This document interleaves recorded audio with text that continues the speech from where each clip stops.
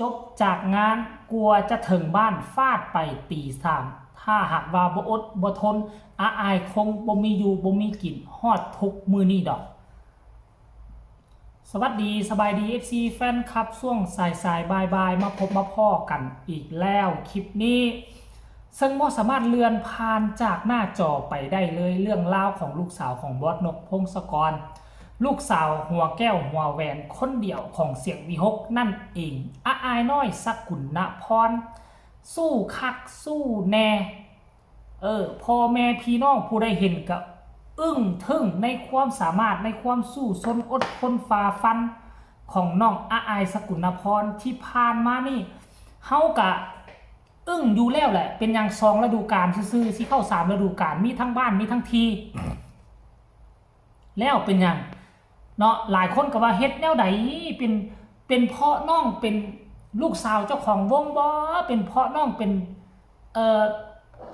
บอสน้อยอาอายบ่นู่นนี่นั่นนะ แต่ว่าพวกเจ้าฮู้บ่ค่อยมีคำตอบให้เป็นเพราะความตั้งอกตั้งใจที่จะมุ่งมั่นทำมาหากินของน้องอาอายผู้เดียวนั่นเองถ้าหากว่าเจ้าของวงน่ะพอเป็นเจ้าของวงสนับสนุนพักดันซ้ำใดถ้าอาอายบ่อดบ่ทนบ่สู้บ่ซนอาอายจะบ่มีทางที่จะมาฮอดจุดนี้ได้ค่อยกล้าเว้าได้เลยอาอายจะบ่มีทางมาฮอดจุดนี้ได้แต่สิ่งที่พวกเฮาเห็นอยู่เนาะสิ่งที่พวกเฮาเห็นอยู่นี่นะก็คืออาอายน้อยเก่งมีความสามารถมีมาตรฐานสูงมีจิตสำนึกในการเป็นนักร้องศิลปินบ่ยอมทุบหม้อเข้าของตนเองมีโอกาสตนเองมีเวทีได้มายืนอยู่จุดนี้แล้วตนเองจะบ่ยอมปล่อยไปเด็ดขาดถ้ามือใดเกียจข้านมือนั่นแหละเนาะมือนั่นแหละสิบ่มีชีวิตที่ดีสิบ่ได้อีหยังเขาเอิ้นว่าสิบ่ได้มีแนวอยู่แนวกินเคยทุกข์เคยยากแล้วมายืนอยู่นี่คันบ่สู้ก็ไปบ่ได้หลายคนไดคันว่าศิลปินบ่เอาวงจะมีเงินมีคำมากมายไกลกองก็บ่มีทางที่จะประสบผลสำเร็จได้มันขึ้นกับตัวศิลปินอันนี้น่าจะเป็นคำตอบหนึ่งที่ตอบ FC แฟนคลับบางคนที่มักถามว่าอ้ายประสบผลสำเร็จเพราะมีบอสนกหนุนหลังมีส่วนร่วมแต่ว่าครึ่งนึงนี่นะคือขึ้นกับตัวอ้ายพร้อมโดยเฮามีหลักฐานมื้อคืนนี่นะเลิกจากการจากงานกลัวจะกลับฮอดเฮือนฮอดซ่านนี่ก็ปาเข้าไปฮอดตี 3พุ่นน่ะออกจากเฮือนจากซ่านน่ะช่วงเวลาเดินทางก็หิวข้าวหิวน้ำได้แดนเซอร์ของตนเองก็หิวข้าวหิวน้ำเฮ็ดจังได๋บอสน้อยก็อีดูตนเด้แดนเซอร์ตนเองก็บ่มีเงินอยู่ในถุงโทรเคลียร์กับพอด่วนเลี้ยงหมดพุ่นเด้เลี้ยงแดนเซอร์เลี้ยงเทคเอาแอดมินบอสน้อยอาอายนี่สุดยอดยิงเฮ็ดแบบนี้ยิงเฮ็ดให้สมาชิกวงเสียงวิหกยิงหักยิงหอมน้องอาอายขึ้นทุกมื้อทุกวันท่านผู้ชม FC แฟนคลับอยากให้ทุกคนไปเห็นคลิปเหล่านี้สั้นๆสากลแล้วจังมาพ้อกันในช่วงต่อไปขอเชิญทุกคนไปเบิ่งพร้อมๆกันเลยแล้วพวกเจ้าจะอึ้งจะทึ่งในความเมตตากรุณาในความสู้ซนพยายามของน้องอาอายทุกคนไปชมเลยอ้าวกับพากันกินกันยังส่งมากหรือตัวคาสิโอนหายเลยจ้าก็กลัวโทรแล้วไม่รับไงจ๊ะมันก็แน่นอนอยู่แล้วจ้านั่นไงจ๊ะโอนมาก่อนจ้ะจอจักบาทเดี๋ยวแสดงกระบอกมาเล่นเงินจากของเวรกรรมแล้วย่างเขาไปบอกเขา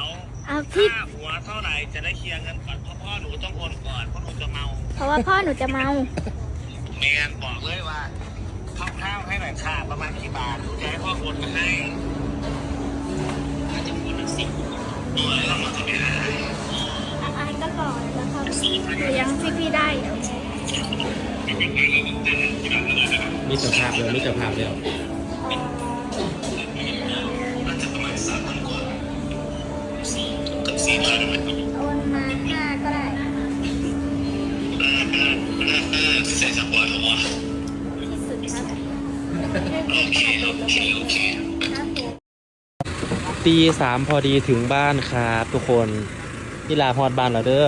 ตีสามพอดีลูก ตีสามเป๊ะเลย อะไรนะพี่สาว ตีสามเป๊ะเลยใช่ไหม อีกนาทีเดียว อีกนาทีเดียวเจ๊ฮอดบ้านแล้วครับพี่น้องขอบคุณครับผมนี่พี่น้อง ฮอดบ้านฮอดซอฮอดแล้วพักผ่อนวันนี้ไม่ได้ไปโรงเรียนใช่ไหมครับ ใช่ค่ะพรุ่งนี้วันเสาร์ อ๋อวันเสาร์นี่พี่น้องฮอดบ้านแล้ว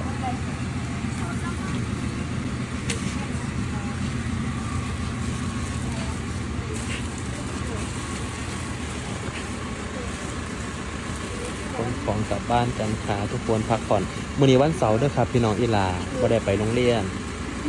วันเสาร์วันนี้ขอบคุณแม่ๆที่เข้ามาให้กำลังใจทีมงานพงศกรแบรนด์แล้วก็พ่อจ๋าลูกจ๋าในไลฟ์สดกลุ่มปิดนะครับผมแล้วก็ขอบคุณพี่น้องที่เขามาให้กำลังใจด้านหน้าเวทีด้วยครับเด้อ ยังโชคดีที่อายเนาะโชคดีที่อายบ่ได้เข้าโรงเรียนมื้อนี้นะมื้อนี้เป็นวันเสาร์เนาะเป็นวันเสาร์อายบ่ได้เข้าโรงเรียน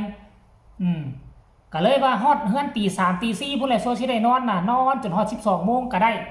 ตอนนี้อายน่าจะเริ่มตื่นขึ้นมากินข้าวกินน้ำแล้วล่ะท่านผู้ชมมีลูกเป็นแบบนี้น่ะพ่อแม่คนใดจะบ่ฮู้ฮักลูกมีลูกดีขนาดนี้พ่อแม่ก็ยิ่งฮักยิ่งห่วงแล้วท่านผู้ชมเอ้ยเป็นลูกฮู้บุญฮู้คุณฮู้กตัญญูฮู้ตั้งมกตั้งใจหำเฮียนเขียนอ่านหำเฮียนเขียนอ่านบ่เฮ็ดให้ขาดตกบกพร่องแล้วนี่นะทุกคนเอ้ยเพราะฉะนั้นแล้วนะการที่มีลูกดีมันคือมีไส้ไปกลัวเคิงแล้วมีไส้ไปกลัวเคิงบางคนนี่มีเงินมีคำมีพื้นฐานดีแต่ว่าลูกบ่ดี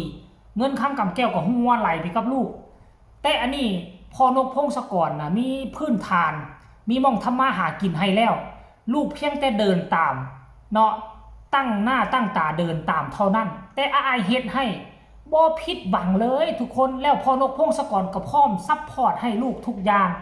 เพราะว่าลูกคนนี้บ่มีว่าสิเดินทางผิดเป็นต้นคือเมื่อคืนนี่หิวข้าวแห้งก็โทรหาพ่อบ่ปฏิเสธเลยเข้าไปห้านเลยลูกให้เขาเจ้านับเป็นหัวคนมา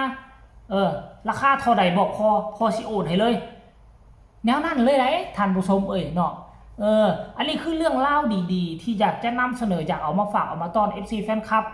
ทั้งฝั่งลาวฝั่งไทยได้รับได้ฮู้ถึงการเคลื่อนไหวของน้องอายและก็บอสนกพงศกรก็ขอฝากฟังเอาไว้ซ้ำนี้ก็แล้วกันเด้อทุกคนขอคนละ1 ไลค์1 แชร์เนาะฝากกดติดตามที่สำคัญจะกดข้ามโฆษณาพ่อกันใหม่ในคลิปหน้าขอลาทานผู้ชมไปเพียงซ้ำนี้ก่อนเด้อสบายดี